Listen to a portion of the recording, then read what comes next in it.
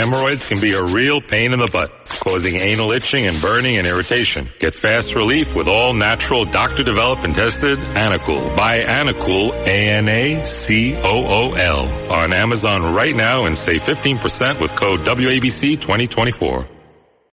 This is Sid and Friends in the Morning. Entertaining and informative. Oh, you're my best friend. 77 WABC.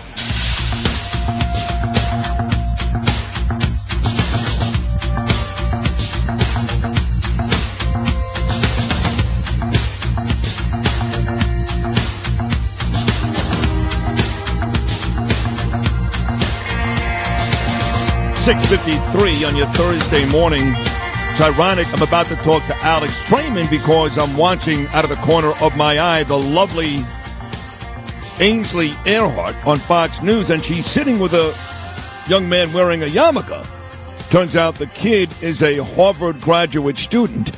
And in the midst of all this Trump-Biden talk, even Fox News moments ago found its way to a 5-minute segment talking about how Harvard has decided to unsuspend, if that's a word, 5 anti-Israel protesters. So once again, the bad guys win at Harvard. Remember they made the president step down gay? She's still getting paid about $1 million. Elise Stefanik did a terrific job, but nothing's changed. Anti-Israel protesters still face zero repercussion. We know what happened here with this city with that rotten district attorney, that racist Alvin Bragg, who decided to prosecute nobody who broke into Columbia that night. So nothing has changed around this country or around the world. Nobody knows that better than my dear friend, the CEO of JNS.org in Jerusalem, my main man, Alex Traiman. Alex, good morning. How are you? Good morning, Sid. How you doing? I'm doing great. I guess you're not surprised to hear that Harvard now kind of wimped out on those 5 students. You guys sit around, you're in Jerusalem, and you look at what's going on around the United States, especially the last couple of months. Now, it's quiet now because there's no school. There's no school. But you have to be a moron or really naive to think that when school starts again in September, these animals are not going to go right back to doing what they were doing in May, right?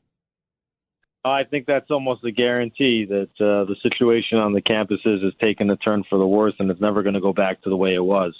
And it's been building for a long time. But, we're seeing a lot of donors to these universities finally waking up. Maybe they should have done that a few decades ago, but we're seeing very large donations to these universities getting pulled. And simultaneously, we're seeing extremely large donations being given to Israeli universities in an attempt to encourage American students to seek degrees in Israel, which is pretty high quality and costs a lot less. Oh, no doubt about it. My friend, my daughter's Ava, her friend Shira, had dinner with us 2 weeks ago. She's going to Tel Aviv University. When I was in Israel, for example, Danielle, she went to visit Hebrew University. But the issue with the donors here in America becomes this, and maybe I'm wrong, but I keep hearing that for all the money that the Jews are pulling out, that the Arabs are putting it right back in, or the Chinese, or I don't know if any of that is true. Maybe that's just a conspiracy theory, but it's got to be somewhat true because it's not like all of these presidents are getting fired every day. They're not.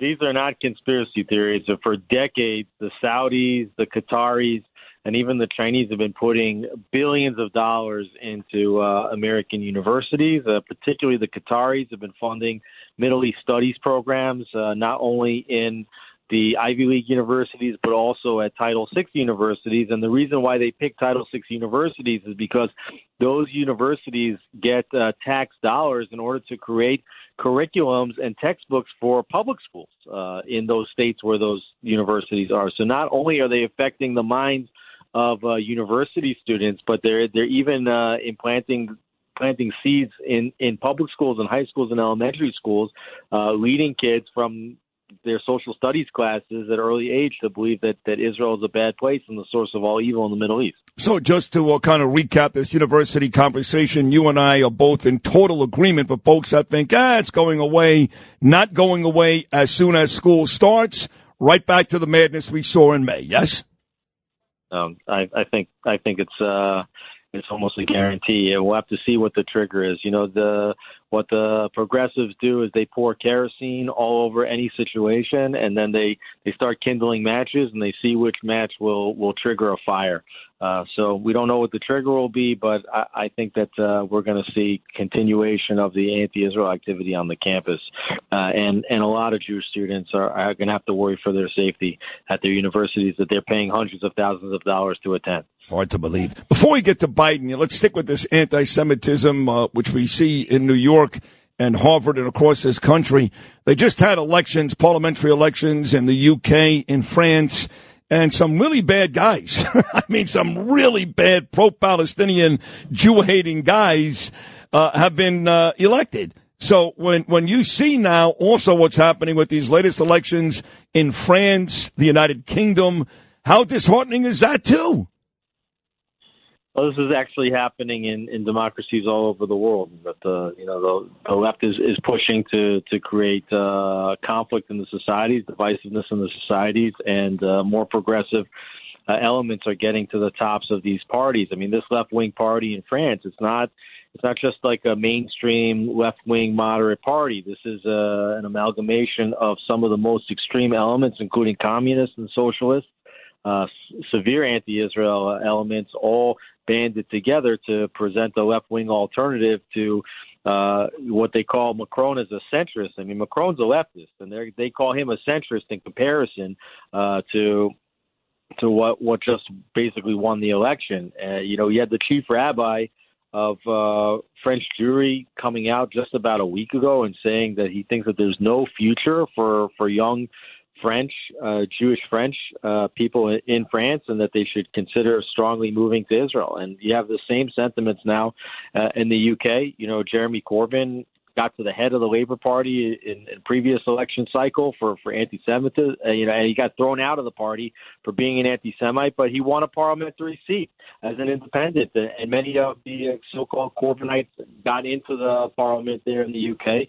And you've got a situation now where a lot of Jews in London and in Leeds and Manchester, they don't feel safe on the streets. You know about this yourself in the UK, and we are expecting a pretty big influx in the next several years of Jews from Great Britain into Israel. I know it well. My daughter Ava doxed at Wales, which is only a 90-minute train ride from London. We've had a miserable 6 months, only because Ava's Jewish. Even here I'm experiencing this. I got to tell you, Alex, I do a 4-hour show, okay? And nothing comes close to the coverage that Donald Trump gets. 4 guests today, but for months, Donald Trump. And I do a lot of sports. You love this show. You listen. This is the most diverse show in the country. And I've actually cut down the Israel coverage to like one segment a day. You're doing it today. Dov Hikind called in live from the north yesterday. Part of that is because the American political cycle has taken over the big news. But part of it is, believe it or not, the amount of complaints. I mean, Alex, these people would say all Sid does is talk about Israel, which you and I both know is not even close to being the truth. Not even close. Maybe, yes, last October, November, December, but everybody does. Everybody did back then. But those people would say, well, I'm pro-Israel, but Sid talks too much about Israel, which, again, 4-hour show, maybe I do one segment a day. That's it. To me, that is another hint of the anti-Semitism that goes on even in this city when they complain about the Israel coverage when maybe it's 15 minutes in a 4-hour show. Yeah, well, first of all, I mean, you're in New York City. There's no greater concentration of Jews in the United States than New York City. So it's certainly a relevant issue to a lot of your listeners. And I think that you should be proud of what you've done. I mean, we're proud of you here in Israel. It's meant a lot, this coverage, and there's so much misinformation on what's going on here in Israel, and for you to be, a voice of clarity and to bring on the guests that you've brought on, I think it's been very, very powerful. So I hope you'll continue to do it. Oh, I absolutely will. And even though October 7th is only a few weeks before, basically a month before the election here, I'm going back to Israel. And I don't want to hear it. You want to complain? And then good luck to you, because you're right. There's a ton of misinformation. I mean, a lot of these morons in this country think it's basically over. Yeah, Hamas, they got them covered now in the south, and there's a couple of bombs falling in the north. I mean, I had Dov Hikind on yesterday. Him and his wife, Shani, are actually in the battle. There are rockets and missiles falling right at their feet, Alex. They are scared to death. And the truth is, the all-out war coming from Lebanon to the northern part of Israel is not that far away. And that could be disastrous for the country of Israel. And a lot of folks here just don't seem to care.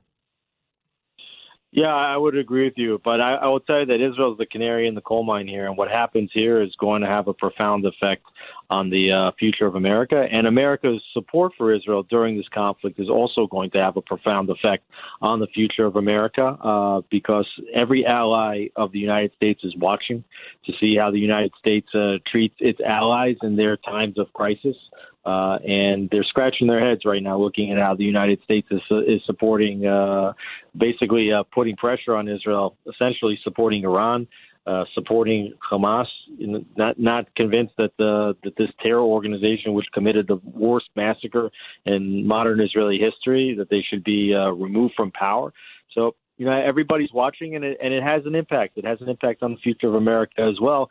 And you're right, the situation in the north is bad. We had just today, we had somebody critically injured in a missile attack. Just yesterday, we had 2 people killed, driving on the roads when their car got struck by a missile sent from Hezbollah. In any other situation, every single red line would have been crossed, and you would be in all-out war. And Israel's trying as hard as they can to diffuse the conflict and to get out of a similar war as what we saw with Gaza. But anything can trigger right now, and even though they're trying to get out of it, we might find ourselves in a horrific situation in just a short period of time. Oh my God. Hi, it's Lou Dobbs for Priority Gold, America's precious metals dealer. These are volatile times with high inflation, soaring debt, wars on multiple continents, and rising financial stress. Central banks are buying gold to diversify their reserves, so are many Americans. Call Priority Gold and find out how precious metals can help you diversify your portfolio. They're highly rated and happy to help. Call 1-866-303-6357 or get a free gold guide at PriorityGoldGuide.com. That's PriorityGoldGuide.com. I hope not, but it does look inevitable. Alex Traiman live in Jerusalem. So I want to thank you, Alex. It was you that tipped me off a couple of days ago that John and Rachel Goldberg were doing interviews. I had her on twice before. The last time I had her on, believe it or not, I was sitting face to face with her in your studios back in January in Jerusalem. It's been that long since she's been back, but she was on the other day for about 20 minutes talking about this Week of Goodness event. She finds a way with her son Hirsch, now in captivity for the better part of 280 days. She finds a way, believe it or not, to make it all good, make it optimistic. The Week of Goodness. She's a much, much better person than me. I'm angry. To me, it is a black and white issue. To her, it's not. I got to give that lady a ton of credit. She is a beautiful soul. Yeah, this is the spirit of Israel. Even amidst all of the chaos, Israelis are looking for good. They're looking to celebrate life. I mean, this is the difference between Israelis and Palestinians. The Palestinians have a culture of martyrdom and death.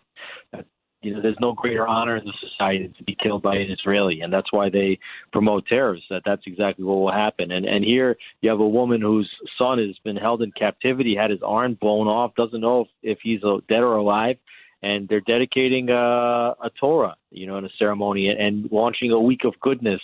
It's really special, and it doesn't take too much for a truly moral person to see, what's the side of good and what's the side of evil in this conflict. So where are we in these hostage negotiations? Every couple of days there's a deal. United States announces a deal. Egypt announces a deal. Qatar announces a deal. None of it matters until Bibi announces a deal.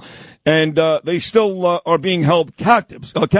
So I know that Biden right now is dealing with a lot more in the United States. He couldn't care less about Israel right now. But what is the latest with the hostage situation?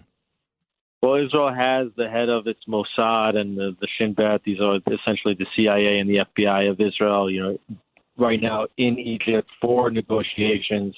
Israel's taking it very seriously. They want to wind down the intensive phases of this conflict. They're talking about winding down from phase 2 to phase 3, which is more limited operations, and they're looking for a way at this stage to get as many of the hostages as they can back, and would be willing to let Palestinian terrorists out of jail in order to get our hostages back, and they would even be willing to do a ceasefire at this stage for a period of weeks as they transition into a phase of more limited raids. There could even be a possibility to allow some senior members of Hamas to go into exile as part of a deal. So Israel's looking for that, but, it's not up to Netanyahu to announce a deal. He could announce any deal he wants. Ultimately, Israel's not the one that holds the hostages. That's I know right. that the slogan here is bring them home, but Hamas is holding hostages. So until they decide that they're ready to release the hostages, there's no deal. All right, so finally on the way out, I treasure all of our conversations. And I remember the very, very first one after Noam Layden, I love Noam, said, get this guy Alex on Monday, October the 9th. And man, have we forged a great on and off air relationship, Alex, since you and your lovely wife, Chippy, your whole family.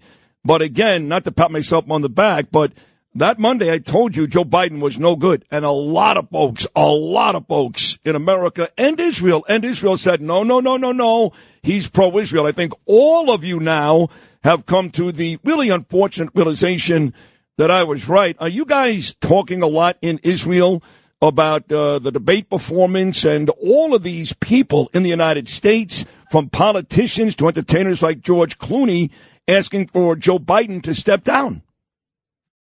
Well, we actually ran a poll this week at JNS. We did like an official poll with direct polls about what Israelis think about Biden versus Trump, and Israelis overwhelmingly think that Trump would be a better president for Israel during this time.